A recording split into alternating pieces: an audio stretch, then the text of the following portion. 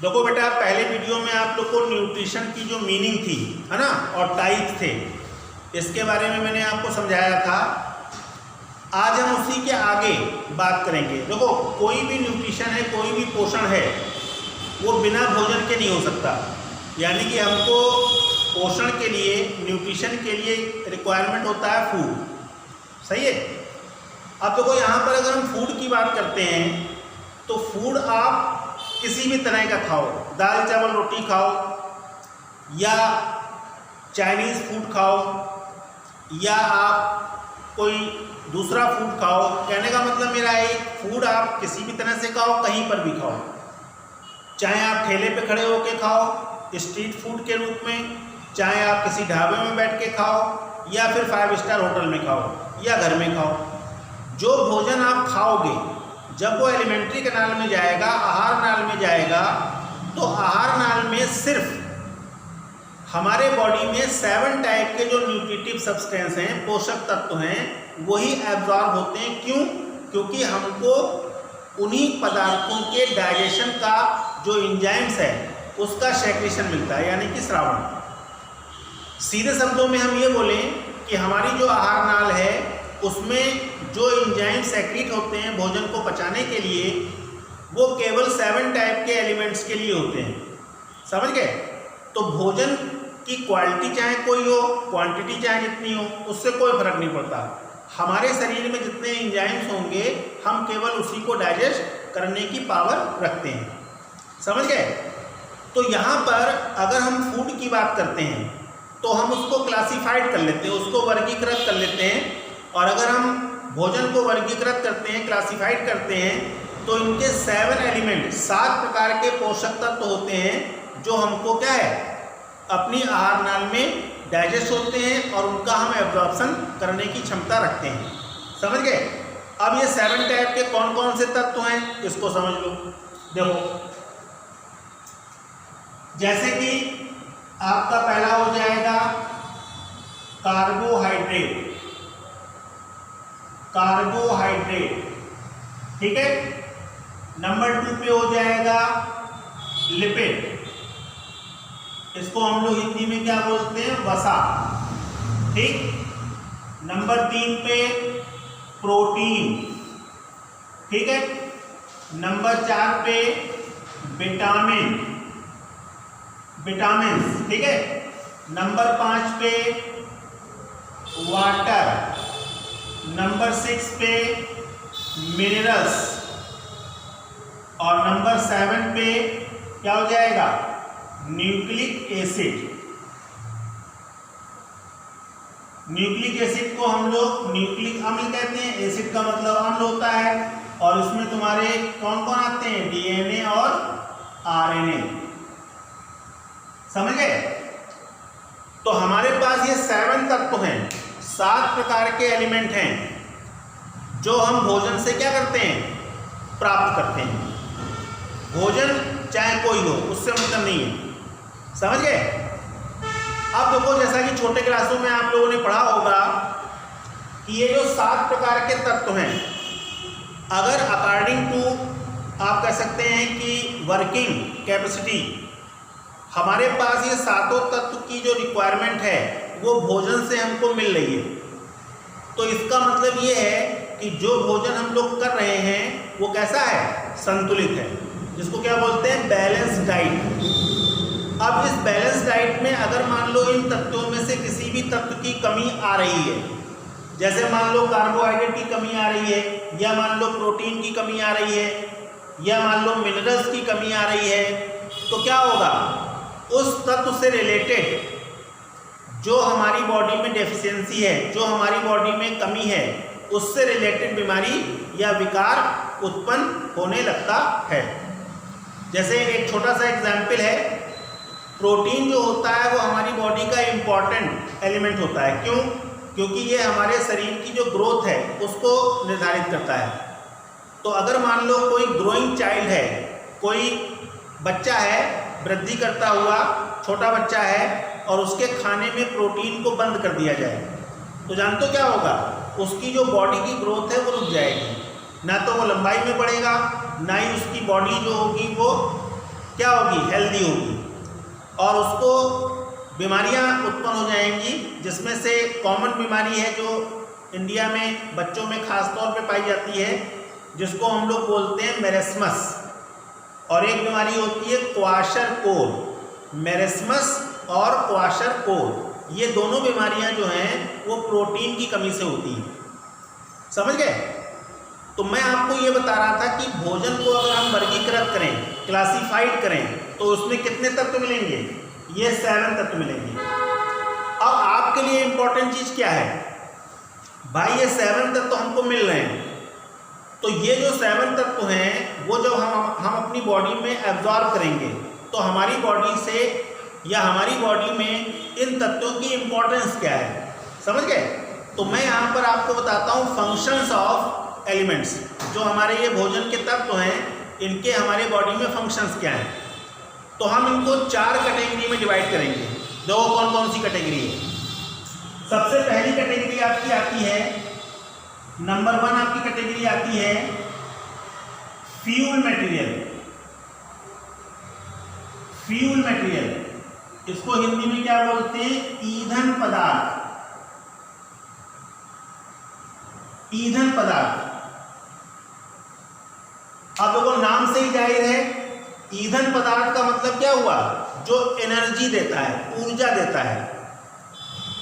तो अगर हम इन 7 प्रकार के एलिमेंट की बात करें तो कौन से ऐसे पदार्थ हैं जो हमारी बॉडी में एनर्जी को प्रोड्यूस करते हैं। अब आपको मालूम है कि एनर्जी जो होती है वो हमारी बॉडी में एटीपी के रूप में पाई जाती है, एडिनोसिन ट्राईफॉस्फेट, जो हमारा ऊर्जा का सिक्का होता है। अब अगर हम बात करें तो देखो यहाँ पर एक आपका आ जाएगा कार्बोहाइड्रेट और दूसरा क्या हो जाएगा, लिपिड। ये दोनों तत्व, नंबर 1 कार्बोहाइड्रेट, नंबर 2 लिपिड, ये हमारे फ्यूल मटेरियल होते हैं। कार्बोहाइड्रेट में आपकी क्या शर्कराएं आती हैं, जैसे ग्लूकोज हो गया, माल्टोज, सुक्रोज, नाम सुना होगा आपने। तो ये जो शर्कराएं हैं ये रेस्पिरेशन क्रिया द्वारा, श्वसन क्रिया द्वारा एटीपी के रूप में एनर्जी को प्रोड्यूस करते हैं। समझ गए? दूसरे नंबर पे लिपिड है, वसा, इसका भी यूज एनर्जी प्रोडक्शन में होता है। तो अगर आपसे ये कहा जाए कि हमारे शरीर में जो ईंधन पदार्थ हैं वो कौन से होते हैं, तो सिंपल वे में आपको बोलना है वे पदार्थ जो ऊर्जा प्रदान करें, क्या कहलाएंगे, ईंधन पदार्थ। और अगर हम एग्जाम्पल की बात करेंगे तो कौन से 2 पदार्थ हो जाएंगे, एक आपका हो जाएगा कार्बोहाइड्रेट और दूसरा क्या हो जाएगा, लिपिड। समझ गए? तो इसीलिए इनको क्या बोलते हैं, फ्यूल मटेरियल। ये आपके दोनों आपके क्या हो जाएंगे, फ्यूल मटेरियल। तो एग्जाम्पल आपका ये हो जाएगा। बोलो आ गई बात समझ में?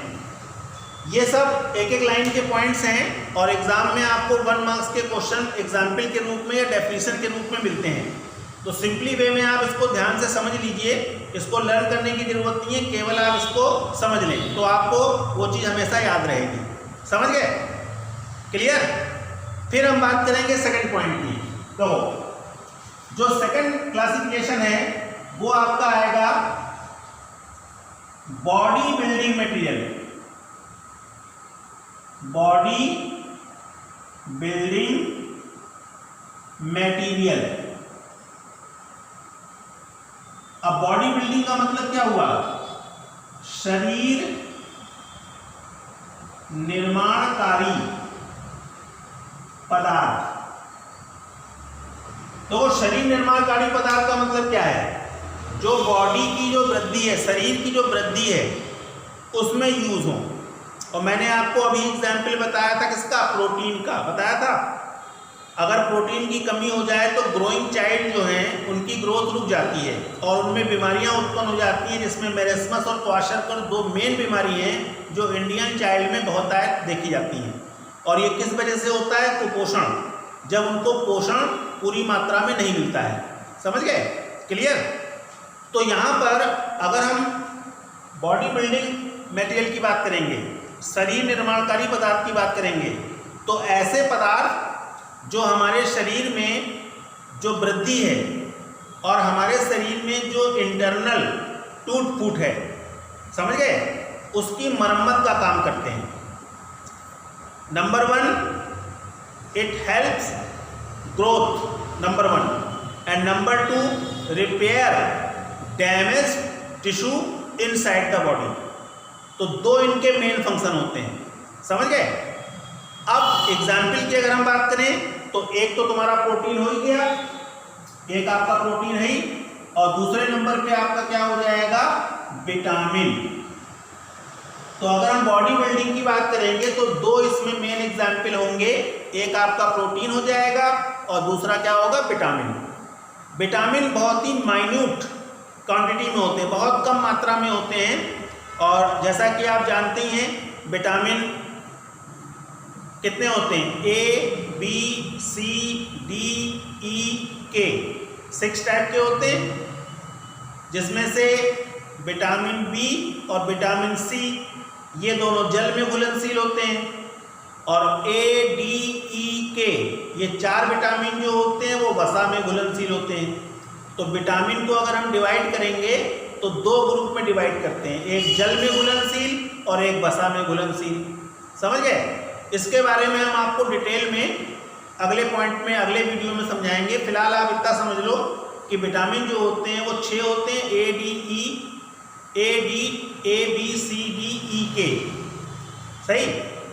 A से होता है रतौंधी, सबको मालूम है, B से बेरी, C से स्कर्वी, ठीक। D से क्या होता है, रिकेट्स, जिसको हम लोग सूखा रोग बोलते हैं, और E से होता है स्टेलिटी, इसको बोलते हैं नपुंसकता या स्टेलिटी, और लास्ट में K से क्या होता है, हेमरेज, इसको हम लोग बोलते हैं रक्तस्राव, सही है, क्लियर। इसके बारे में डिटेल में आपको आगे बताएंगे। तो यहाँ पर प्रोटीन और विटामिन ये 2 जो हैं वो क्या हो जाएंगे, बॉडी बिल्डिंग, क्लियर हो गई बात, चलो ठीक। अब हम लोग आएंगे तीसरी कैटेगरी पे, और इसका नाम क्या है, कैटलिस्ट मटेरियल, क्या बोलेंगे इसको, उत्प्रेरक पदार्थ, उत्प्रेरक पदार्थ। देखो केमिस्ट्री में आप लोगों ने पढ़ा होगा कि बहुत सारे जो रिएक्शंस होते हैं, केमिकल रिएक्शंस होते हैं, उन सब में कैटलिस्ट की रिक्वायरमेंट होती है, और ये जो कैटलिस्ट होते हैं ये क्या करते हैं, जो रिएक्शन, ठीक है, उनकी जो रेट है, उसकी जो दर है, उसको बढ़ाने और घटाने का काम करते हैं, पढ़ा है। तो सेम कंडीशन आप पर समझ लो भाई, जब हमारी बॉडी में डिफरेंट टाइप की जो केमिकल रिएक्शंस होती हैं भाई, बायोलॉजिकल प्रोसेस में, चाहे वो रेस्पिरेशन हो, चाहे वो न्यूट्रिशन हो, चाहे वो एक्सक्रीशन हो, समझ गए, जो भी आपकी वाइटल एक्टिविटीज़ हैं, जैविक क्रियाएं हैं, उन सभी में क्या होती हैं, कुछ केमिकल रिएक्शंस भी होती हैं, और वो केमिकल रिएक्शंस कुछ स्पेसिफिक उत्प्रेरक पदार्थों की हेल्प से, मदद से क्या होती हैं, सहायक होती हैं। जैसे हम लोग बात कर रहे हैं न्यूट्रिशन की, पोषण की, तो आपको मैं बता दूं कि जो पोषण है उसमें जितने भी एंजाइम्स हैं वो हाइड्रोलाइसिस यानी कि जल अपघटनीकरण क्रिया द्वारा अपना जो कार्य है उसको करते हैं, और इस क्रिया में जो हमारे बड़े अणु हैं, जो भोजन के बड़े अणु हैं, वो छोटे अणुओं में तोड़े जाते हैं।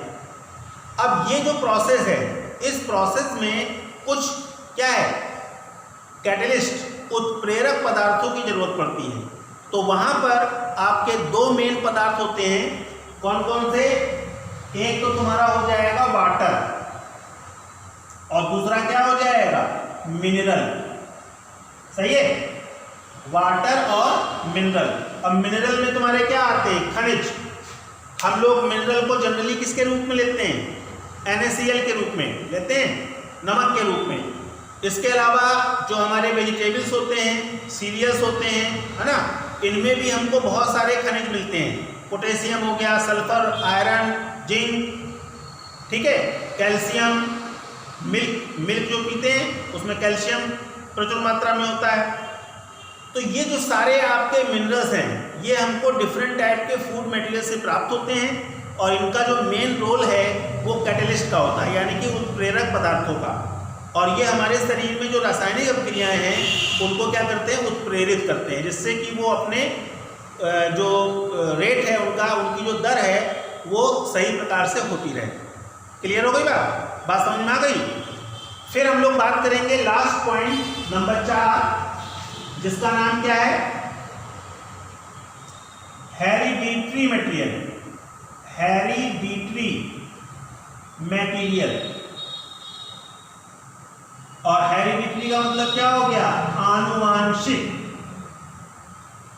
आनुवांशिक पदार्थ। अब आनुवांशिक का मतलब क्या है, सभी जानते हैं, माता पिता के लक्षणों को संतानों में ले जाने वाले जो पदार्थ होते हैं वो आनुवांशिक पदार्थ होते हैं। और इसमें मेन कौन सा होता है, डीएनए होता है, सबको मालूम है। जो वायरसेस होते हैं, विषाणु जो होते हैं, विषाणु, उसमें डीएनए के स्थान पे क्या हो जाता है, आरएनए। लेकिन सब में नहीं होता है, कुछ आरएनए, कुछ डीएनए वायरस में और कुछ आरएनए वायरस में, यानी कि अलग अलग कैटेगरी होती है। अगर हम इसको संक्षेप में समझें तो आप ये समझ लो कि जितने भी प्लांट वायरस हैं, जो पादप के विषाणु होते हैं, उनमें आरएनए होता है, समझ गए। और जो एनिमल के वायरस हैं, जैसे आपका एड्स हो गया, AIDS HIV, human immunodeficiency virus, सुना होगा नाम, ठीक। इनमें क्या होता है, जो हेरिडिटरी मटेरियल है वो डीएनए नहीं होता, बल्कि क्या होता है, आरएनए होता है। इनको हम लोग क्या बोलते हैं, रेट्रोवायरस। इनका एक कॉमन नेम होता है रेट्रोवायरस। किसी भी वायरस को अगर रेट्रोवायरस बोल रहे हैं, इसका मतलब उसका जो जेनेटिक मटेरियल है वो डीएनए नहीं है, बल्कि क्या है, आरएनए है। आ गई बात समझ में। तो अगर हम आनुवांशिक पदार्थ की बात करते हैं तो उसमें कौन से आएंगे, न्यूक्लिक एसिड, डीएनए और आरएनए। ये आपका एग्जाम्पल हो जाएगा इसका, हेरिडिटरी मटेरियल का। तो तुम लोग की बात समझ में आई होगी। अगर हम फूड की बात करते हैं तो ये न्यूट्रिशन के लिए मोस्ट एसेंशियल रिक्वायरमेंट होती है। और अगर हम फूड को कैटेगराइज करें, उनको क्लासिफाइड करें, तो सेवन एलिमेंट में बढ़ते हैं। अगर हम इनको फंक्शन के अकॉर्डिंग, कार्य के आधार पर डिवाइड करें तो 4 ग्रुप हो जाएंगे, फ्यूल मटेरियल, ईंधन पदार्थ, बॉडी बिल्डिंग, शरीर निर्माणकारी, कैटेलिस्ट, उत्प्रेरक, हेरिडिटरी, आनुवांशिक। इनकी मीनिंग आपकी समझ में आ गई। Carbohydrate, lipid, fuel material, protein, vitamin, body building, water minerals, catalyst and nucleic acid, hereditary. Clear हो गई बात। तो ये जो आपका डिवीजन हुआ, ये जो डिवीजन हुआ आपका, वो कैसे हुआ, अकॉर्डिंग फंक्शन, अकॉर्डिंग फंक्शन। आगे बात समझ में। अब यहाँ पर अगर हम केमिकल कंपोजिशन की बात करें, रासायनिक संयोजन की बात करें, तो रासायनिक संयोजन के आधार पर जो हमारे ये कंपोनेंट हैं उनको हम 2 कैटेगरी में बांटते हैं। एक तुम्हारा होता है कार्बनिक और एक होता है अकार्बनिक। अब कार्बनिक अकार्बनिक का मतलब तो जानते ही होंगे। कार्बनिक मतलब जिसमें कार्बन प्रेजेंट है, और अकार्बनिक मतलब जिसमें कार्बन एब्सेंट है। तो देखो यहाँ पर मैं सिंपली वे में आपको बता देता हूँ। वाटर और मिनरल्स, वाटर और मिनरल, इन दोनों को आप क्या कर दो, अलग कर दो। Rest of element, carbohydrate, lipid, protein, vitamin and nucleic acid, तो ये 5 आपके होते हैं ऑर्गेनिक, यानी कि कार्बनिक। और वाटर और मिनरल्स जो होते हैं वो क्या होते हैं, अकार्बनिक, यानी कि इनऑर्गेनिक। समझ गए मेरी बात। तो कार्बनिक पदार्थों की श्रेणी में 5 आएंगे, कार्बोहाइड्रेट, वसा, प्रोटीन, विटामिन और न्यूक्लिक अम्ल। और अकार्बनिक में 2 आएंगे, जल और खनिज पदार्थ। इस तरह से भी हम डिवीजन करते हैं अकॉर्डिंग टू केमिकल कंपोजिशन, जो रासायनिक संयोजन है उसके आधार पर। समझ गए बात, समझ में आ गई। तो इस वीडियो में आपको 2 चीज़ों का ध्यान रखना है। नंबर 1, जो फूड है उसको किस प्रकार से क्लासिफिकेशन किया गया, कितने एलिमेंट हम यूज़ करते हैं। और नंबर 2, अगर हम उसको डिवाइड करें अकॉर्डिंग फंक्शन और अकॉर्डिंग केमिकल कंपोजिशन, तो हम उसको कितने भागों में बांट सकते हैं। अगर हम फंक्शन के आधार पे बांटेंगे तो कितने ग्रुप हो जाएंगे, 4। Fuel material, body building, catalyst और हेरिडिटी। समझ में आता है? और अगर हम केमिकल कंपोजिशन में डिवाइड करेंगे तो क्या हो जाएगा, ऑर्गेनिक यानी कि कार्बनिक और एक इनऑर्गेनिक यानी कि अकार्बनिक। ऑर्गेनिक में 5 होंगे, कार्बो, लिपिड, प्रोटीन, विटामिन और न्यूक्लिक एसिड। और अकार्बनिक में कितने होंगे, वाटर और मिनरल। क्लियर? बात समझ में आ गई? तो आपको इस वीडियो में इन्हीं 2 चीज़ों पर ध्यान देना है। समझ गए? इस पर आपको जो क्वेश्चन मिलता है वो इसके फंक्शन के अकॉर्डिंग मिलता है और इसकी मीनिंग और इसका एग्जाम्पल, इस तरह से आपको ये क्वेश्चन आता है। क्लियर? तो ध्यान से आप इस वीडियो को समझो। आपकी जो कमेंट्स है वो चैनल पे आप जरूर भेजें और आपको कोई भी पॉइंट समझ में ना आया हो तो उसको भी आप मुझसे पूछ सकते हैं। ठीक है?